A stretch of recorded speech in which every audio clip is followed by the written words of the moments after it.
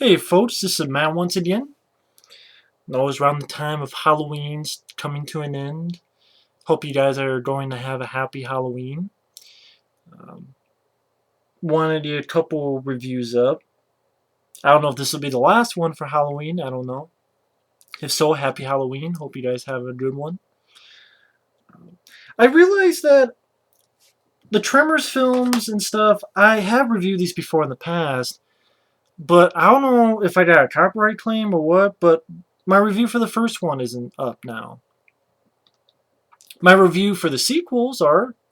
In fact, I'll probably put the reviews down below. They'll also be in my playlist, the horror film franchise playlist. I'll put them in there. By the time this is up, I'll have them all in order. You go to my horror film playlist, you go scroll down, it'll be there. Well, I'll put links to the other videos down below. Because I reviewed, the reviews up, still up for Tremors 2, Aftershocks, Tremors 3, Tremors 4, and as well as the Tremors TV show. Tremors 2, I think, has my review for that is with this camera, and my Tremors 3 and 4 reviews are from way back in the day with an older camera and bad picture quality. Same with the TV show. I think I also did a spotlight, like the collection. But it just annoys me, kind of like with Critters, that if I have separate reviews for Tremors 2, 3, and 4, I need to have a separate review for Tremors 1, because it's one of my all-time favorite movies. Definitely, I know, oh, it's a horror film. No, it's not scary. I never found it scary, but it's fun, it's funny, it's entertaining. I wish movies were like this. I think it's a great monster movie, so I'm putting it in there. Fuck it. And I would say, not only do I love Tremors, but I also love, which is one of those stupid double-sided DVDs, but I also love Tremors 2. Aftershocks very much as well. So I love Tremors 1, I love Tremors 2. Tremors 3, I like okay. Tremors 4, I think sucks ass. Prequel in the Wild West. Like, I give a shit. And I didn't when I watched it. And the TV show, some interesting stuff, but by the end of it, it really ran its course in that first season. And it's like, okay, you're really reaching, and so on and so forth. Which is this one here. And if you're wondering how the hell they made a TV series, real quick, like in Tremors 3, they left one graboid alive in this area, in a certain area, so that the government would not take their land because it's a protected animal, last of its species. But I'm like, okay, so that's going. Sometimes that kills people. Other strange things start popping up. Other creatures start popping up. Or like there's other graboids everywhere, so I'm like, okay, I guess it's not the last one. Also, different kinds of, yeah, a combination of secret labs, the gene blending mix master, and the occasional fanatical tourist. Yeah, there's this thing called mix master. Like there was a, you actually had Christopher Lloyd in a couple of these episodes, and yeah, Christopher Lloyd. That's why you get like also different types of creatures. I'm like, you're really reaching it, are you? But this one to me, absolute classic. I'll say right now, I have no problems with this film. I love Tremors. This has the same features as the DVD, if you're wondering. I'm fine with the picture quality. I like the way it looks. What makes this film work? I love the direction by Ron Underwood, who also did City Slickers, another favorite of mine. The guys who wrote it, Brent Maddock and S.S. Wilson, I think they're the same guys who wrote Short Circuit 1 and 2. And I should have done this before, but I want to look up what else they've written. But I grew up with this film. I mean, I think it came out around January of 1990. It didn't do the best at the box office. I think it maybe made a bit of change, but you take a good film, you release it in January. That's always a shitty idea. And yeah, they were right on Short Circuit 1 and 2. Batteries not included. Uh, God, Wild Wild West? Jesus. Well, no one's perfect. But hell, Short Circuit 1 and 2, Tremors 1 and 2, and I think one of them directed Tremors 2. Yeah, S.S. Wilson did a great job with Tremors. Tremors 2 I love as well. You want to know why? Check my review. That I'll put the link down below. I love Tremors 2 Aftershocks. This one has a great cast. Yeah, Kevin Bacon, yeah, Fred Ward. You also have Finn Carter, Michael Gross, Reba McEntire, Victor Wan. Sort of their film's sort of an ode to 50s monster movies, and it works very well.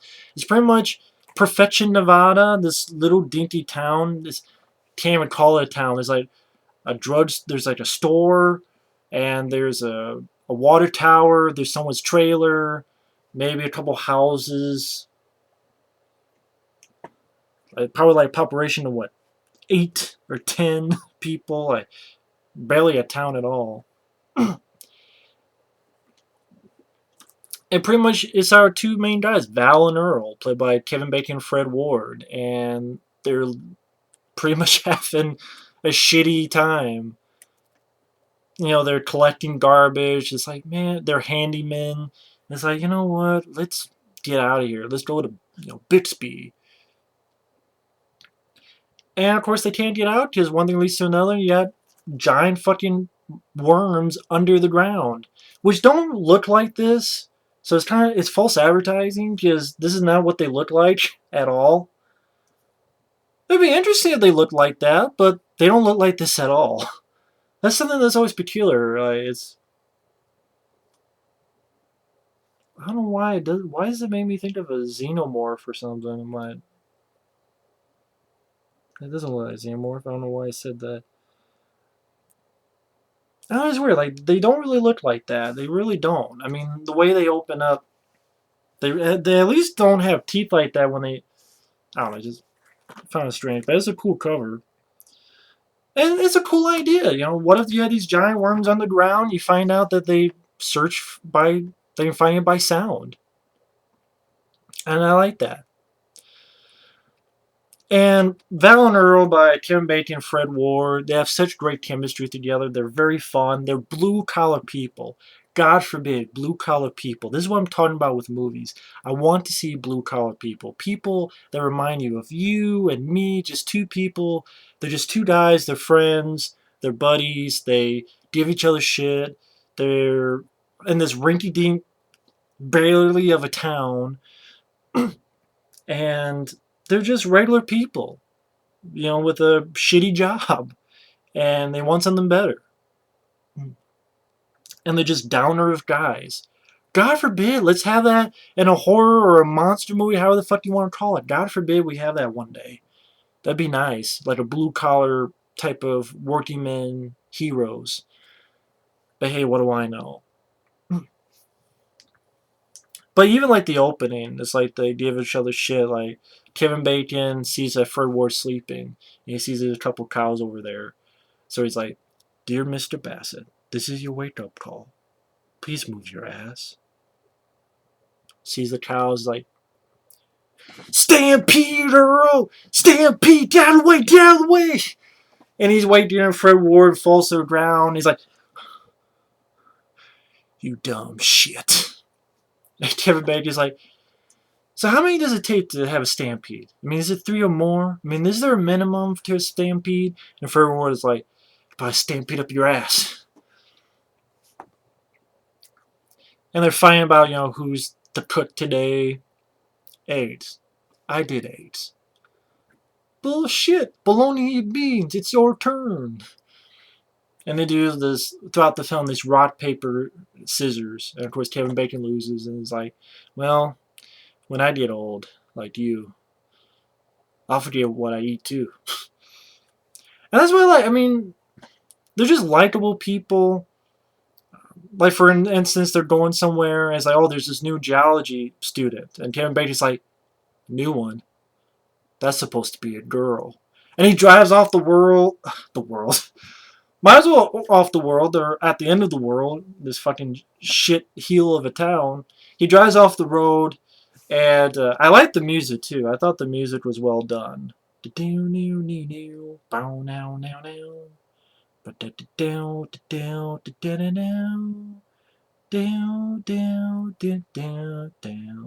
Ernest Troost, which I'm not sure what else he's done, but I thought he did a pretty good job with the score.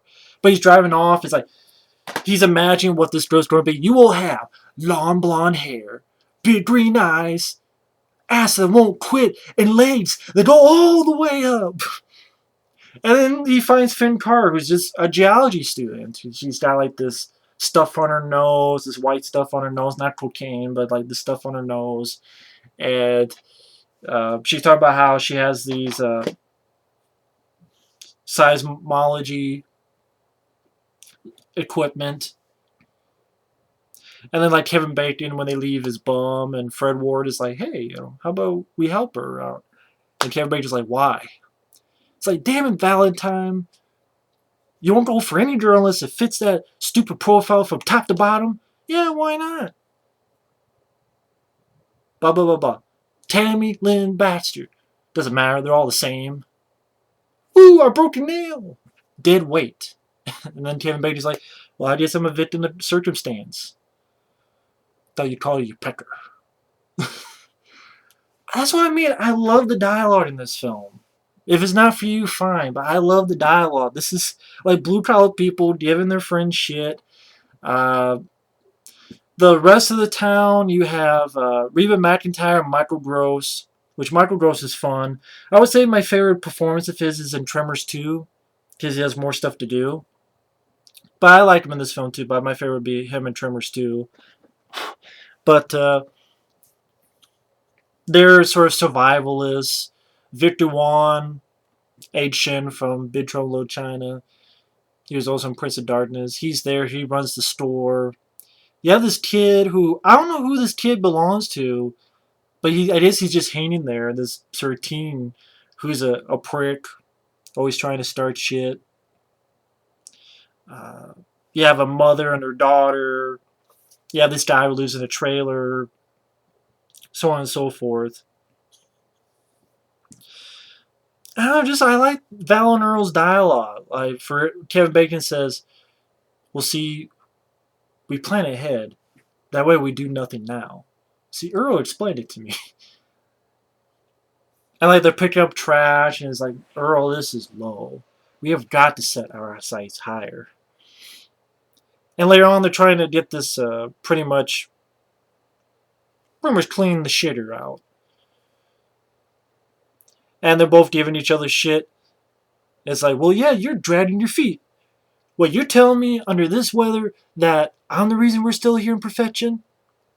You know how close I am to leaving here? Yeah, I'll call that bluff. How close? They get the fucking hose breaks and they get shit on them. And then they decide to leave, hightail it out of there in their pickup truck. And then this girl says, oh, please help me out here. I'll give you free meals. And beer. And then they leave. It's like, oh, I can't believe we said no to free beer.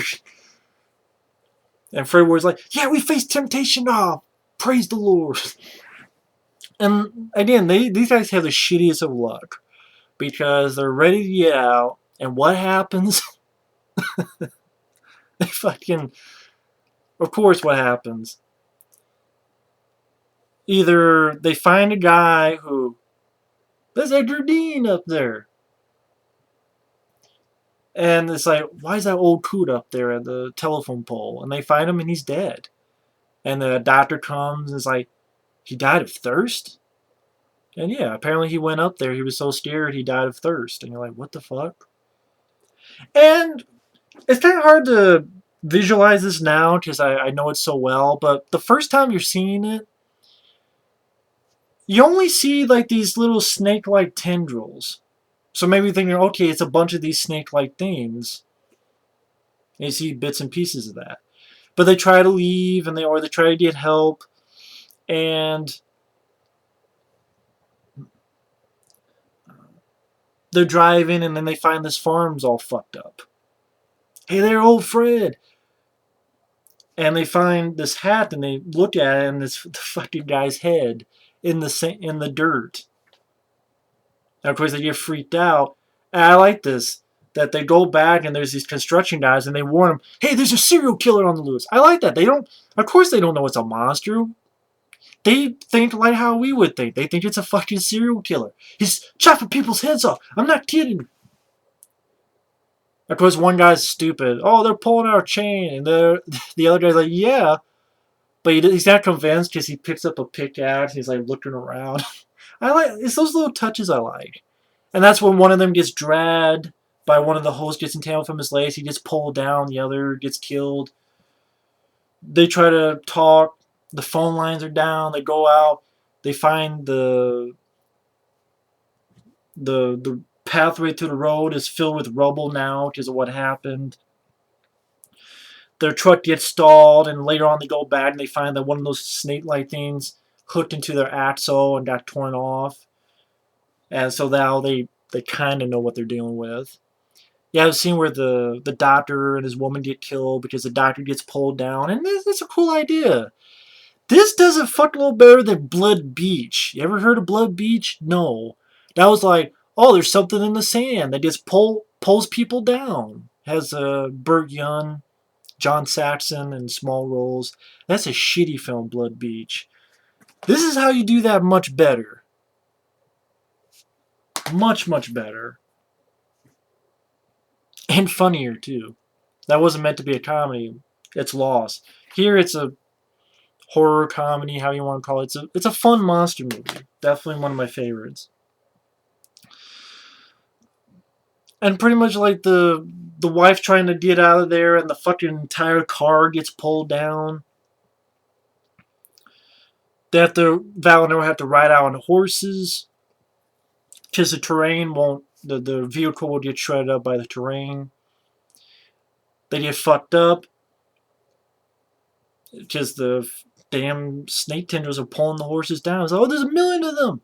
The big fucking thing comes up. I wonder, like, the first time people saw this in the theater, if anyone did see it in the theater, like, were they surprised that, holy shit, it's actually the little ton-like things of this one gigantic motherfucker. They're like, nope, just one. And they have to run. I like this. It's like they see a gap. We can make it. Oh, shit. Face first into, like, this, I don't know what the hell it is, but it's like a gap. But then the stupid thing rams and gets stopped by it's like a concrete thing. It's like, it's dead. We killed it. Fuck you! Ha ha ha ha! Which I guess, because it's PG-13, that's the only fuck they could have. Because there's later on, I do tell this was dubbed. There's like 2 or so lines where they go, yeah, there's 2 more mother humpers. They must have said motherfuckers, but they can only get the one fuck, and they had to pick, and it works better in that scene, but it would be nice if they could not, because the way they say mother humper later on, when they're on the top of the, well, I'll get to that, but it's kind of awkward.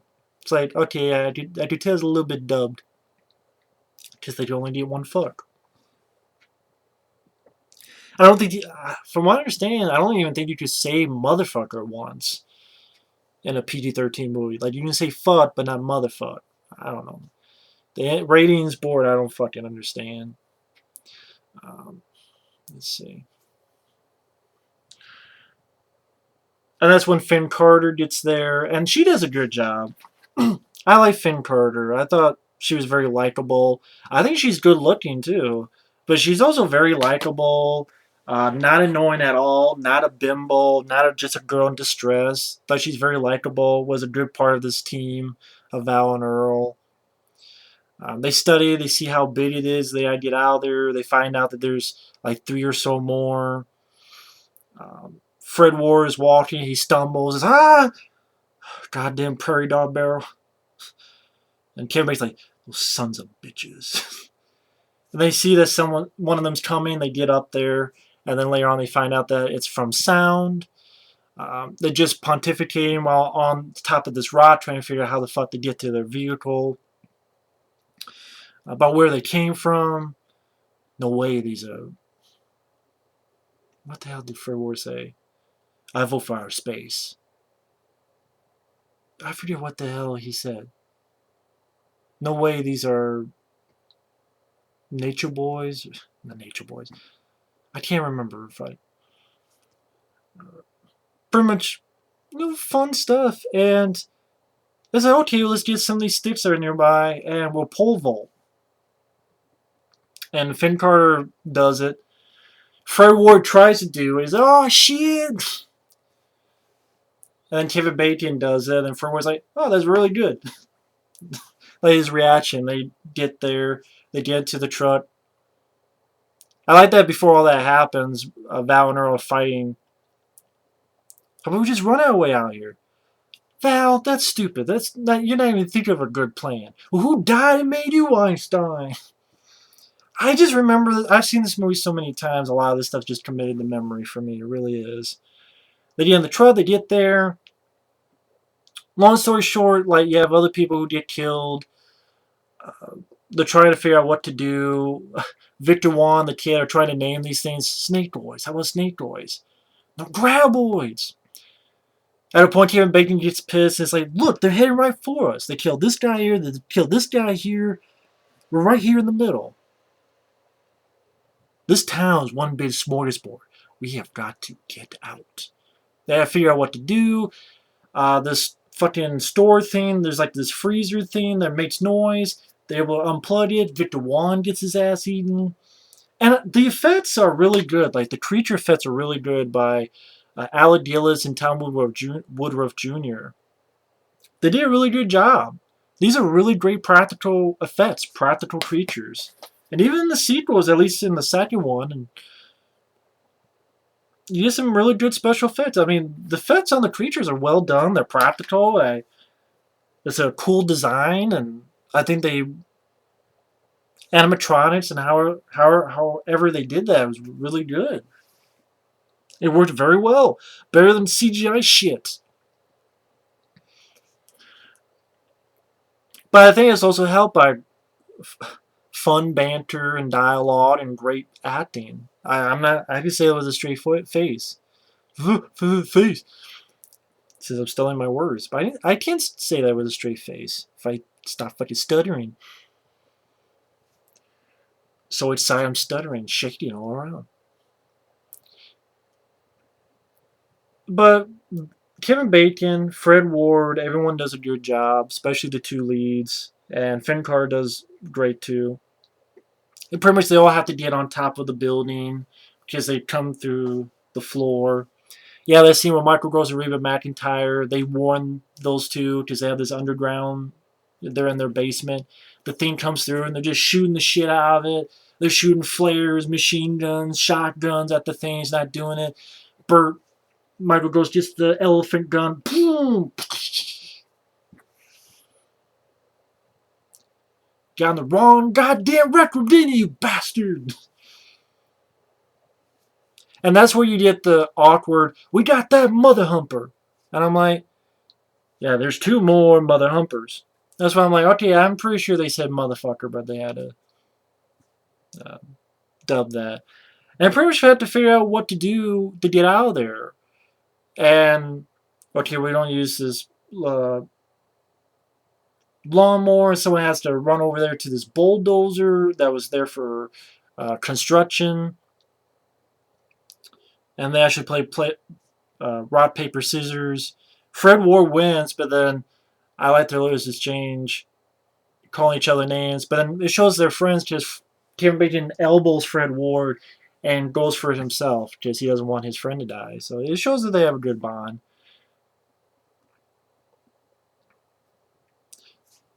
I don't need to go word for it. Pretty much he gets there, he comes back, they get on there, they go back. They had to figure out what the fuck to do. They set a trap. Bulldozer fucks up. They run toward the rock. I like this fun bit where the asshole kid isn't going to leave, but then Michael Gross gives him this gun. This will scare him away, huh? And then the kid fires and, Bert, there's no bullets. You asshole. Bert, you asshole, there's no bullets in this gun. Got you running, didn't it? They're pretty much stuck on the rock.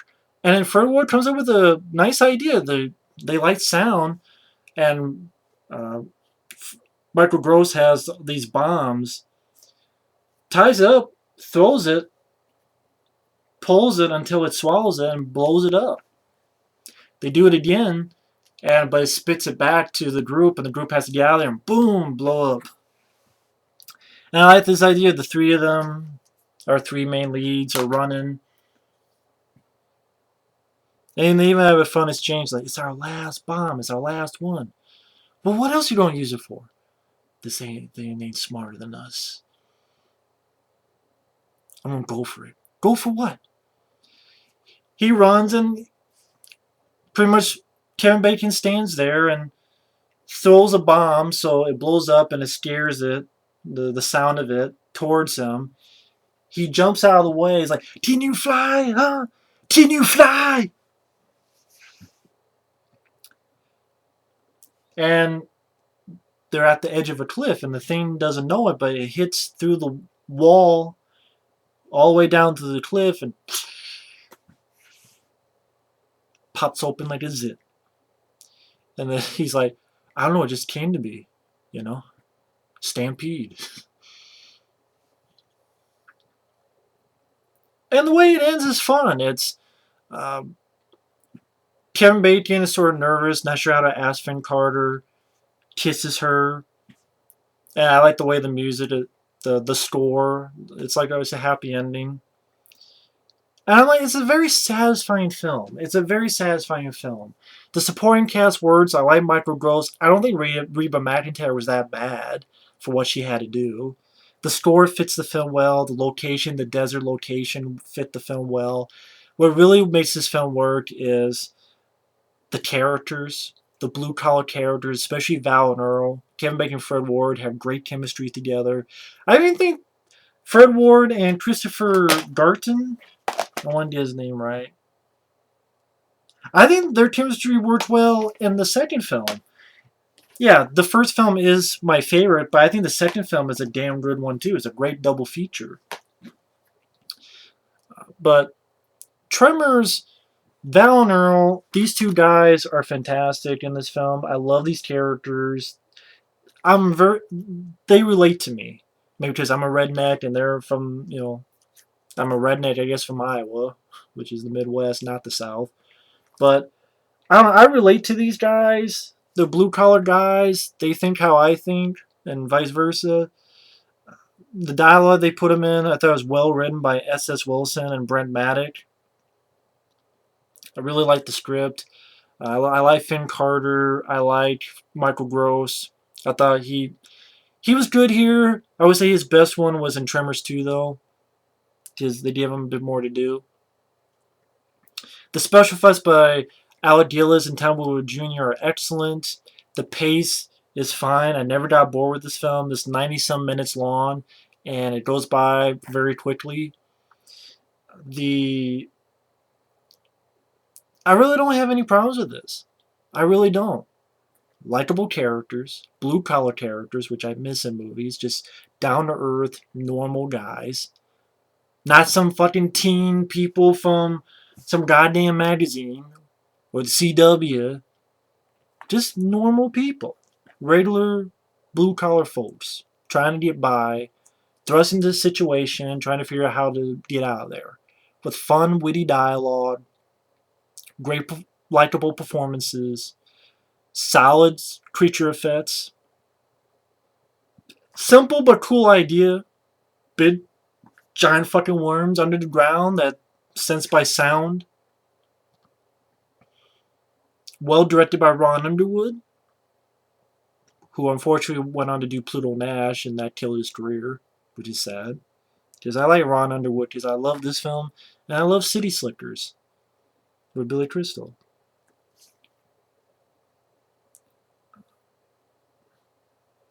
Very fun film. This is one of those films I can watch over and over again and never get tired of. I really can. I can never get tired of this film. I know my friend Mike OCP has never seen these films. One day, if I can find this online, so we can watch it together on a computer, I'm going to ask him, Mike, find Tremors 1 and 2 online. download them somewhere so we can watch these two together. Tremors 1 and 2 at least. Because you need to watch these, goddammit. I know he's watching the Howling films. He watched Howling 7 and it blew his mind by how awful it was. Time to watch some good movies. Tremors 1 and 2 are those good movies. But that's just my opinion. But I love Tremors to death. When I did my top 41 favorite horror films, oh, it's not horror. Well, it's a monster movie, so fuck it.